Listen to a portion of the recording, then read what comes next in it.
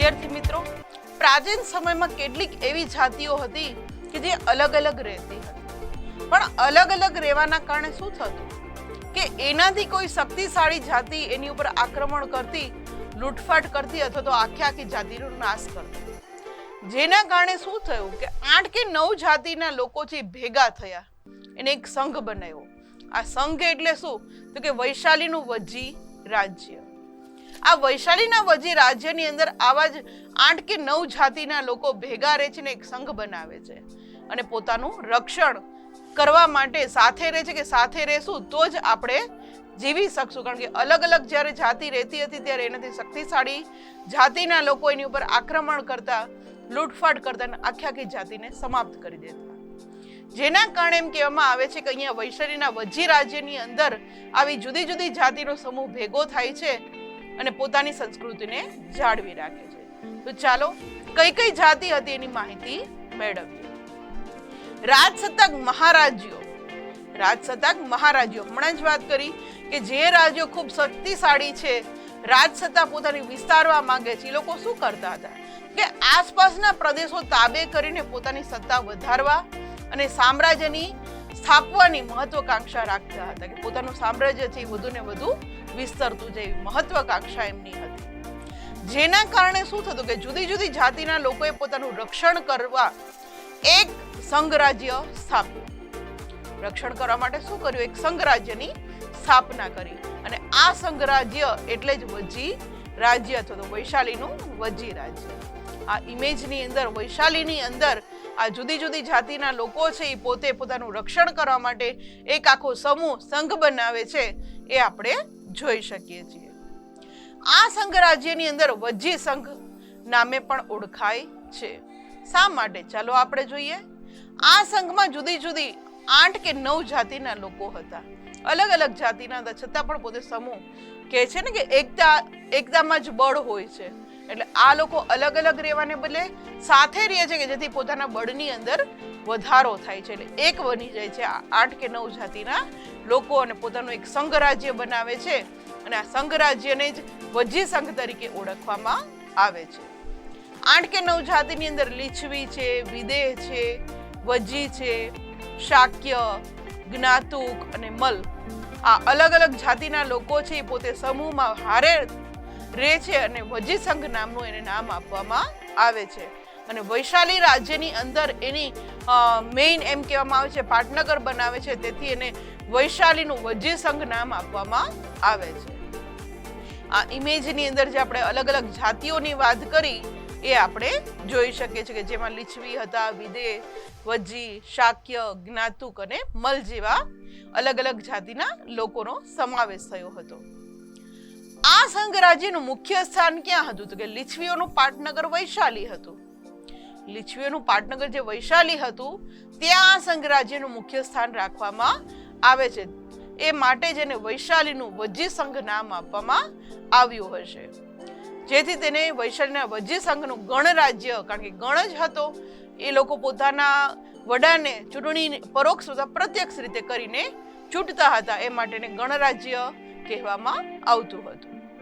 ગણરાજ્યના રાજ્ય વહીવટનું સંચાલન સભા દ્વારા થતું હતું, કારણ કે અલગ અલગ જાતિના લોકો હતા એટલે સભા ભરતા હશે અને વહીવટ છે એ સભાની અંદર આ બધા વ્યક્તિઓ ભેગા થઈ અને રાજ્યનો વહીવટ કરતા હશે, જેને કારણે તેને ગણતંત્ર પણ કહેવામાં આવે છે. કારણ કે ગણ એટલે સમૂહ અને સમૂહ દ્વારા આખું તંત્ર ઊભું કરવામાં આવ્યું છે, એ માટે આ એમ કહેવામાં આવે છે વજી સંઘને ગણતંત્ર પણ કહેવામાં આવતું હશે. આ ઇમેજની અંદર જે હમણાં જ આપણે લીછવીઓનું પાટનગર વૈશાલી જેને આપણે કહીએ છીએ જોઈ શકીએ છીએ.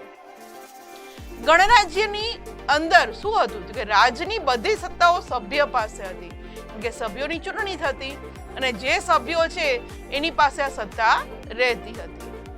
ગણસભામાં કામકાજ રજૂ થતા તે બહુમત કે સર્વાનુમતે પસાર થતા, કારણ કે ઘણા બધી લોકો હોય તો બધાનો મત અલગ અલગ હોય ત્યારે શું કરવાનું કે સૌથી વધુ બહુમત આપતે અથવા બધાનું સર્વાનુમત પસાર થાય ત્યારબાદ જ એનું કામકાજ આગળ થતું હતું કે કોઈ નિયમો, નિર્ણયો જે કંઈ લેવાનું થાય તેમાં બહુમતીથી નિર્ણયો લેવાતા હતા. અને જ્યાં સભા ભરાતી એ જગ્યાને સંથાગાર અથવા તો નગર ભવન તરીકે પણ ઓળખવામાં આવે છે. આ ઇમેજની અંદર જે આપણે સંથાગાર કહીએ છીએ, નગર ભવન જે ઓળખીએ છીએ કે પ્રાચીન સમયમાં, અત્યારે તો આપણે ટુરિસ્ટ તરીકે, પ્રવાસી તરીકે ત્યાં આપણે મુલાકાત લઈએ છીએ, પણ એ પ્રાચીન સમયમાં અહીંયા સભા ભરાતી હશે એવું આપણે કહી શકીએ છીએ. સભાની અંદર સભ્ય તરીકે વૃદ્ધ તેમજ યુવાનોની પસંદગી થતી. શું ફક્ત યુવાનો જ રહેતા? ના, એવું નહોતું. એની અંદર વૃદ્ધો પણ સમાવેશ થતા. આપણને ખ્યાલ છે કે વૃદ્ધો છે એની પાસે અનુભવ ઘણો મોટો હોય છે અને યુવાનોની પાસે તાકાત હોય છે. એટલે આ બેઉ વસ્તુનું મિશ્રણ કરીને સભાની અંદર સભ્ય તરીકેની પસંદ થતી હતી. રાજ્ય વહીવટ માટે પોતાનો પ્રમુખ પસંદ કરતા હતા. પેલા સભ્યોની ચૂંટણી થાય, સભ્યોમાંથી પછી એક પ્રમુખ. આપણને ખ્યાલ જ છે આપણા ગુજરાત રાજ્યની અંદર પેલા અલગ અલગ જિલ્લામાંથી ચૂંટણી થાય છે, ત્યાંથી એક એક સભ્ય આપણે મોકલીએ છીએ વિધાનસભામાં, અને વિધાનસભામાં ચૂંટણી થાય છે, ત્યારબાદ આખું વિધાનમંડળ રચાય છે અને એમાંથી મુખ્યમંત્રી બને છે. તો અહીંયા પણ એવી જ વ્યવસ્થા હતી કે રાજ્ય વહીવટ માટે પોતાનો પ્રમુખ પસંદ કરતા હતા. પ્રમુખની પસંદગી ચૂંટણી કરીને કરવામાં આવતી હતી. પ્રત્યેક સભ્યને રાજા ગણવામાં આવતો હતો. હમણાં જ આપણે વાત થઈ હતી કે દરેક સભ્યને જે એક રાજાને જેટલી એમ કહેવામાં આવે છે સત્તા હોય એટલી આ દરેક સભ્યને સત્તા આપવામાં આવતી હતી. ગણરાજ્યોની પોતાની એક સભા હતી. હમણાં જ આપણે વાત કરી કે આ સભા જ્યાં ભરાતી એને નગર ભવન કહેવામાં આવતું હતું. આ ઇમેજની અંદર જે આપણે વૈશાલીની અંદર આ આખું વજ્જી સંઘ ઊભું કરવામાં આવ્યું હતું એ જોઈ શકીએ છીએ. વહીવટી, રક્ષણ, યુદ્ધ, સંધિ, ઘણા બધી પ્રશ્નો એમ કહેવામાં આવે છે કે જે મહત્વના પ્રશ્નો હોય એની ઉપર ચર્ચા થતી ને પછી નિર્ણય લેવાનો હતો. કારણ કે કયા જાતિ સાથે યુદ્ધ કરવું, કઈ જાતિ સાથે સંધિ કરવી, વહીવટી કામગીરી કઈ રીતે કરવી, સંરક્ષણ કઈ રીતે મેળવવું, આ બધા પ્રશ્નો ઉપર આ જે સભા છે એની અંદર નિર્ણય લેવાતા અને આ નિર્ણય છે એ બહુમત હોય એ રીતે પસાર કરવામાં આવતા હતા. સભ્ય છે નિયત થયેલા સમય સુધી સભ્યપદ ભોગવતા હતા.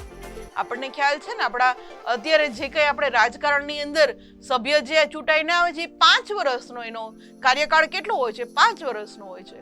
તો અહીંયા પ્રાચીન સમયની અંદર પણ એમ કહેવામાં આવે છે કે નિયત થયેલા સમય સુધી, જેને કંઈક સમય નક્કી કર્યો છે. સમય તો અહીંયા આપણને બતાવ્યો નથી કેટલા વર્ષ. અત્યારે તો આપણને ખ્યાલ છે કે આપણી સરકાર છે એ 5 વર્ષ સુધી છે એ કામગીરી સંભાળે છે. 5 વર્ષ પૂરા થાય એટલે ફરીથી ચૂંટણી થાય છે. તો પ્રાચીન સમયની અંદર પણ એમ કહેવામાં આવે છે કે નિયત થયેલા સમય સુધી સભ્યપદ ભોગવતો. પ્રમુખને કાર્યવાહક સમિતિ રાજ્ય વહીવટમાં મદદ કરતી. પ્રમુખ જે હોય એની હારે જે સમિતિ છે એ બધી રાજ્ય વહીવટમાં મદદ કરતી હતી. આ ઇમેજની અંદર જે આપણે વાત કરી રહ્યા છીએ ગણરાજ્યની, એ આપણે જોઈશું.